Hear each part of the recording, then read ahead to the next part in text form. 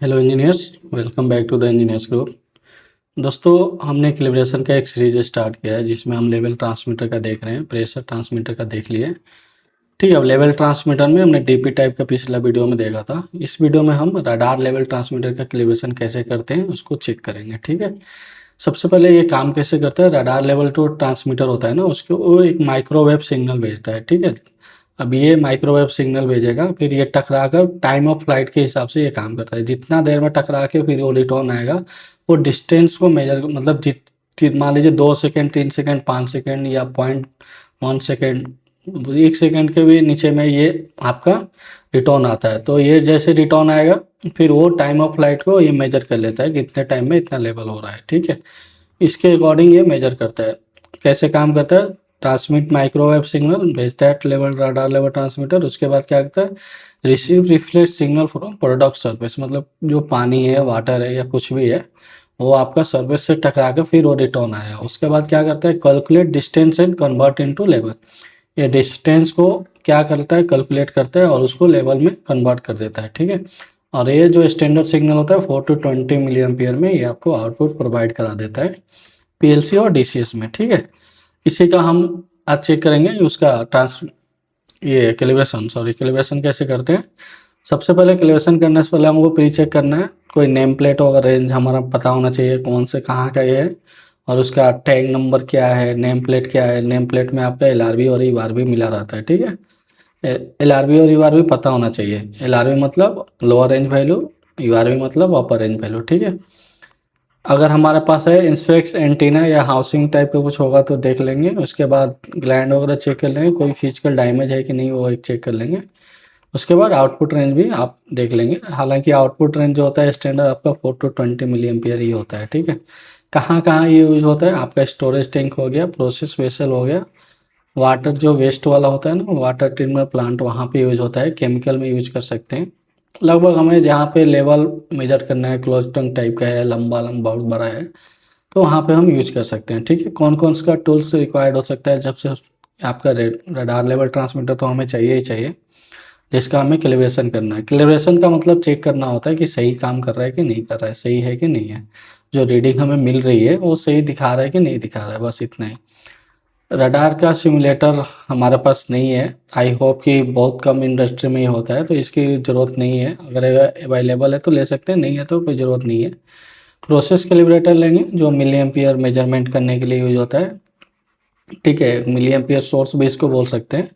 उसके बाद 24 volt DC का सप्लाई लेंगे और इसके हार्ट कम्युनिकेटर लेंगे। ठीक है। ये सारी चीज़ें आपको रिक्वायर्ड पड़ेगी, ज़रूरत पड़ेगी, ले लीजिएगा। ठीक है। उसके बाद देखते हैं नेक्स्ट क्या है। नेक्स्ट आपका जो सेटअप रखेगा, आपको एक ट्रांसमीटर हो गया। ट्रांसमीटर के बाद आपको सप्लाई देना है, 24 वोल्ट डीसी आपको ट्रांसमीटर के अंदर देना है ताकि ट्रांसमीटर हमारा ऑन हो जाए। उसके बाद एक मिली एम्पियर कैलिब्रेटेड होता है, मिली एम्पियर सोर्स बोल सकते हैं। आपको बहुत सारी इंडस्ट्री में मिली एम्पियर सोर्स मिलता है, जहाँ पे हम मिली एम्पियर देंगे और लेवल को मैच कराएंगे कितना मिल रहा है नहीं मिल रहा है। उसके बाद हम डीसीएस को कनेक्ट करना ज़रूरत नहीं है। आई होप इतना तो लंबा नहीं लेके जाएंगे हम लोग, नॉर्मली लेके जाते हैं। बस ट्रांसमीटर से सप्लाई, एक मिली एम्पियर सोर्स और ज़्यादा से ज़्यादा एक मल्टीमीटर ले सकते हैं ज़रूरत पड़ा तो, हालांकि वो भी ज़रूरत नहीं है। ठीक है। कैसे करेंगे मैं आपको बता दे रहा हूँ। ठीक है। हार्ड कम्युनिकेटर की ज़रूरत पड़ेगी अगर आपको जीरो और स्पेन करना है तो, हालांकि उसकी भी ज़रूरत नहीं है। आपको यहाँ पे जीरो स्पेन करने का बट स्विच दिया रहता है ऊपर में, ट्रांसमीटर के ऊपर में। ठीक है। इनिशियल की चेक क्या करना है, 24 वोल्ट सप्लाई चेक कर लेंगे, ट्रांसमीटर का एलईडी ऑन हो रहा है कि नहीं हो रहा है वो चेक कर लेंगे, कोई फॉल्ट मैसेज तो नहीं आ रहा है यहाँ पे डिस्प्ले पे। उसके बाद 0% लेवल इम्पटी में आउटपुट हमें कितना मिलना चाहिए, 4 मिली एम्पियर मिलना चाहिए। अब हम क्या करेंगे, अब यहाँ तक तो हमें पता चल गया। एलआरबी में 0 और एआरबी में 100% मिलना चाहिए। ठीक है। आई होप यहाँ तक आपको समझ में आ गया होगा। ठीक है। नेक्स्ट देखते हैं, नेक्स्ट अब कैसे करेंगे। हमें पता है कि कोई भी चीज़ का, कोई भी इंस्ट्रूमेंट में कैलिब्रेशन कर रहे थे तो हम स्टेप बाय स्टेप जाते हैं। 0 से 25, फिर 50, फिर 75, फिर 100 जाते हैं, ऐसा जाते हैं। ठीक है। अब हमें एलआरबी पता है, यूआरबी पता है कि ये लेवल ट्रांसमीटर है रडार वाला, तो हमें क्या क्या पता है, एलआरबी पता है और यूआरबी पता है। ठीक है। अब क्या करेंगे, रडार सिमुलेटर है तो ठीक है, इनकेस नहीं है तो क्या करेंगे, नहीं है तो हम क्या करेंगे, हमें पता है कि 0 पे 4 मिलियन 0% पे हमें 4 मिलियन पे मिलता है और 100% में 20। अब हमारे पास जो मिली एम्पियर सोर्स होगा, मिली एम्पियर सोर्स से हम क्या करेंगे, इसको मिली एम्पियर देंगे ट्रांसमीटर को। कितना देंगे, 4 पे हमें 0 मिल रहा है, 8 मिली एम्पियर देंगे। अब 8 मिली एम्पियर में जो हमारा रेंज है, तो 8 मिली एम्पियर में इनकेस हम मान के चलते हैं कि हमारा जो रेंज है यहाँ पे, एक टैंक की हाइट है 0 to 10 मीटर है मान लीजिए, इनकेस मान लेते हैं, चलिए एज्यूम करते हैं 0 to 10 मीटर आपका क्या है, टैंक की हाइट है। अब हमें क्या करना है, हमें पता करना है कि ट्रांसमीटर हमारा काम सही कर रहा है कि नहीं कर रहा है। हमारे पास ये नहीं है, रडार सिमुलेटर नहीं है, ठीक है। अब क्या करेंगे, हम क्या करेंगे कि मिली एम्पियर जो सोर्स होता है ना, वहाँ से हम देंगे, सोर्स से देंगे। 12 मिली एम्पियर देते हैं, चलिए 8 मिली एम्पियर देते हैं। 8 मिली एम्पियर में हमें कितना मिलना चाहिए, 25% लेवल आना चाहिए, है ना। जो एल आर बी और यू आर बी है उसका 25% हमें मिलना चाहिए, क्योंकि 8 मिली एम्पियर में 4 में 0 मिल रहा है, तो 8 में 25% मिलना चाहिए। तो वो आपको यहाँ पे डिस्प्ले में शो करेगा। आप लेवल चेक करेंगे तो कितना दिखा रहा है, लेवल में अगर आपको दिखा रहा है 25%, ऐसे करके के हम 50 देंगे, 75 देंगे और 100 देंगे, ऐसे करके हम चेक कर लेंगे, ठीक है। आई होप समझ में आ गया होगा अभी तक। कैलिब्रेशन का सेटअप यहाँ पे एक बार देख लेते हैं। सेट सिमुलेटर हार्ड सिमुलेशन, अगर आपके पास ये नहीं है तो क्या करेंगे, मैंने बताया ना, मिली एम्पियर सोर्स है ना, मिली एम्पियर सोर्स से हम वेरीफाई कर सकते हैं। डायरेक्ट 12 मिली एम्पियर सोर्स देंगे, हमें आपका एल आर बी और यू आर बी पता है, तो उसके हिसाब से हमें कितना मिल रहा है ये आप चेक कर लेंगे, ठीक है। आई होप समझ में आ रहा होगा।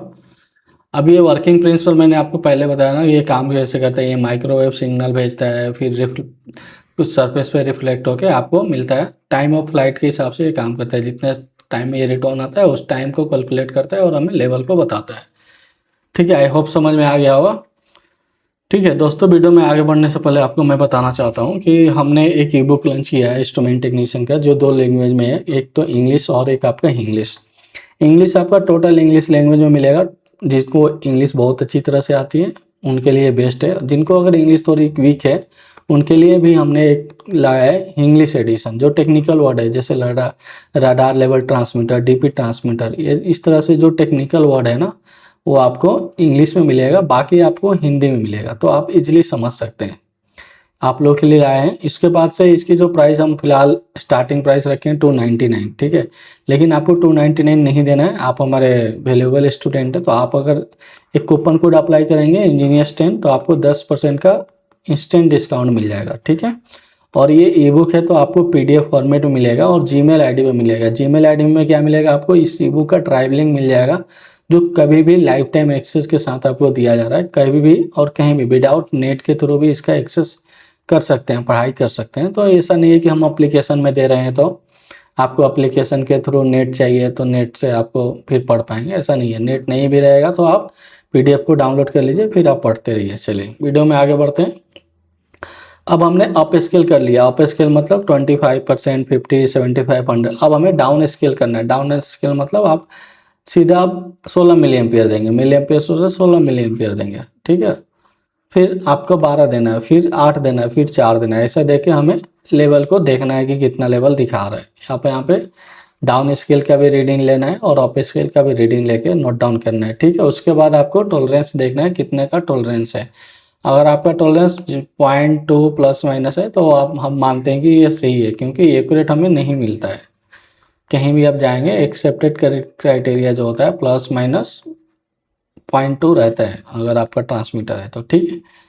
चलिए नेक्स्ट देखते हैं। नेक्स्ट आपका फाइनल जो अगर हमारा हो गया, एल आर बी देख लिए 0%, 25%, 75, 100% में हमें कितना मिल रहा है।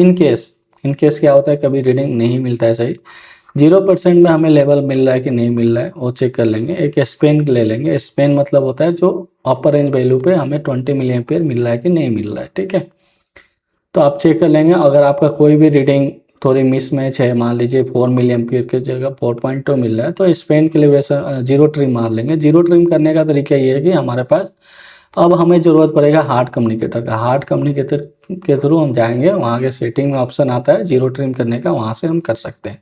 एक वीडियो लाएंगे हार्ड कम्युनिकेटर को कैसे यूज करते हैं, कैसे जीरो ट्रिम करते हैं, कैसे स्पेन कैलिब्रेशन करते हैं, वो हम वीडियो नेक्स्ट लाने वाले हैं, वो भी आप देख लीजिएगा, कोई दिक्कत नहीं है।